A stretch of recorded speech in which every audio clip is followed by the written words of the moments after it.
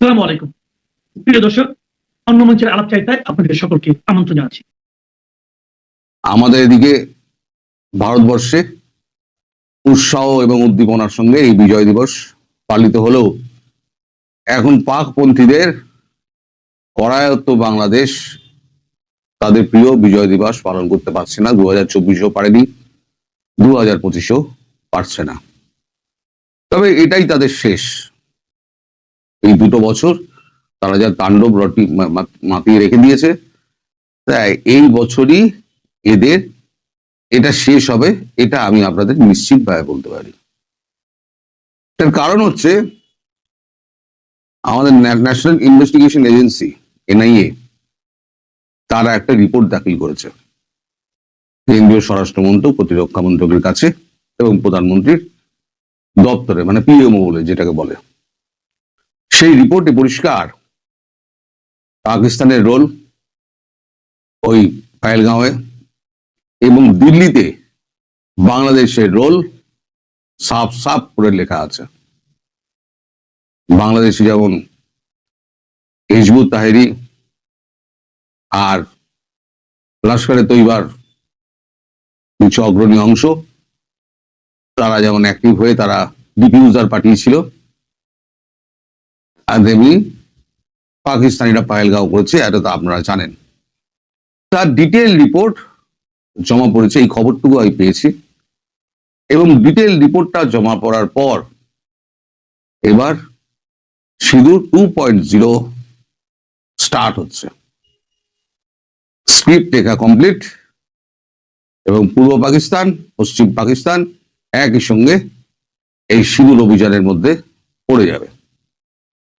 এখন সিঁদুর অভিযানের মধ্যে যখন পড়বে তখন তো বাংলাদেশের একটা তো বড় ক্ষয়ক্ষতি হবে, একটা বড় ঝামেলা তৈরি হবে।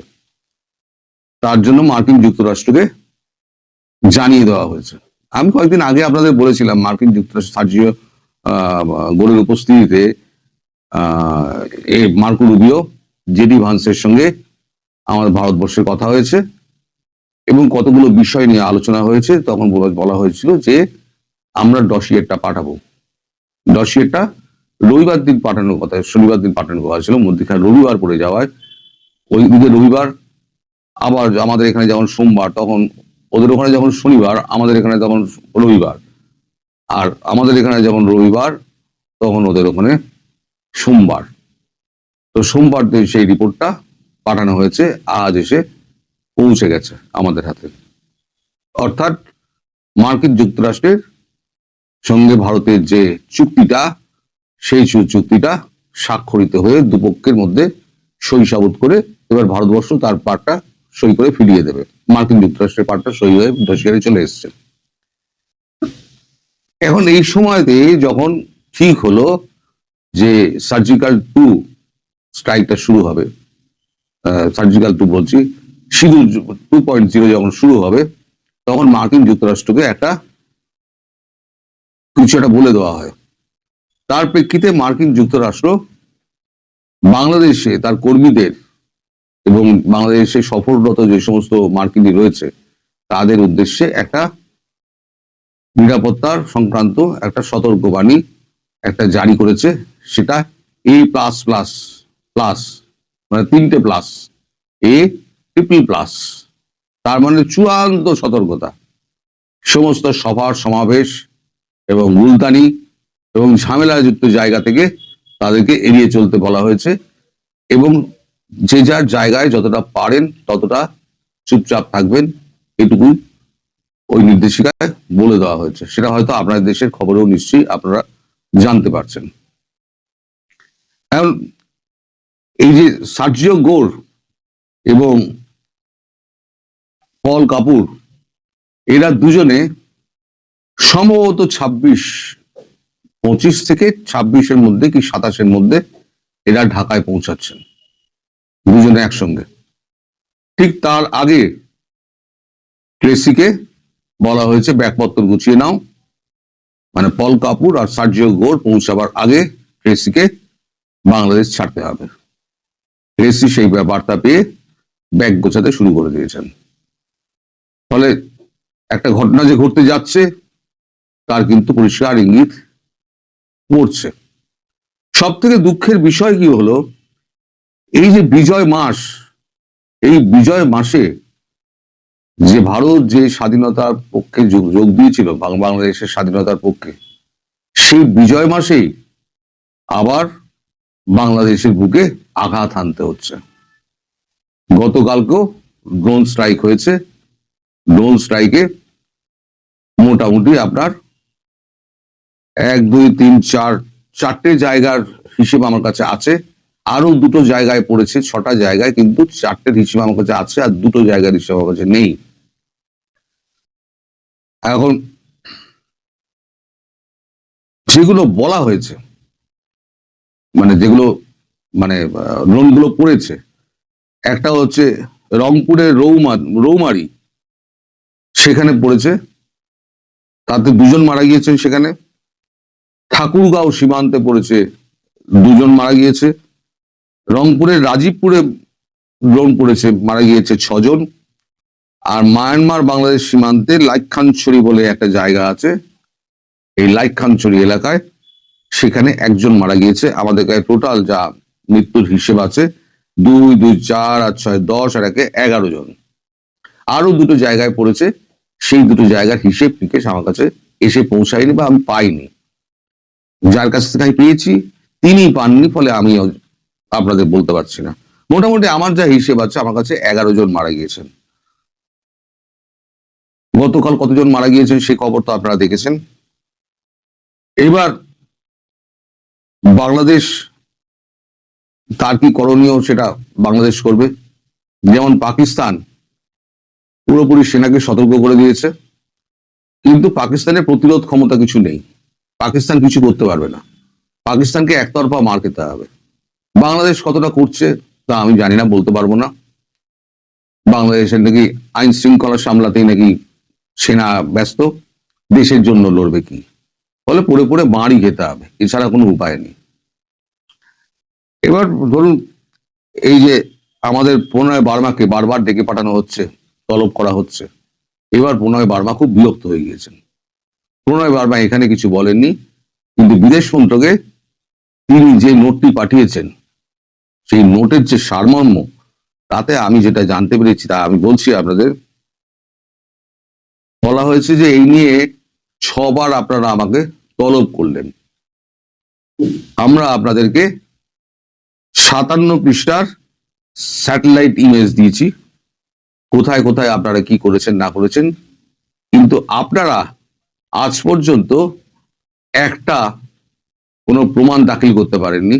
আর এবারে আপনারা আমাকে ডেকে পাঠিয়েছেন যে আপনাদের হাদির ওপরে গুলি চালিয়ে নাকি ভারতীয় গোয়েন্দা তারা নাকি এপারে ঢুকে হাদিকে হত্যা করে চলে গিয়েছে। কিছু তো প্রমাণ দেবেন আপনারা।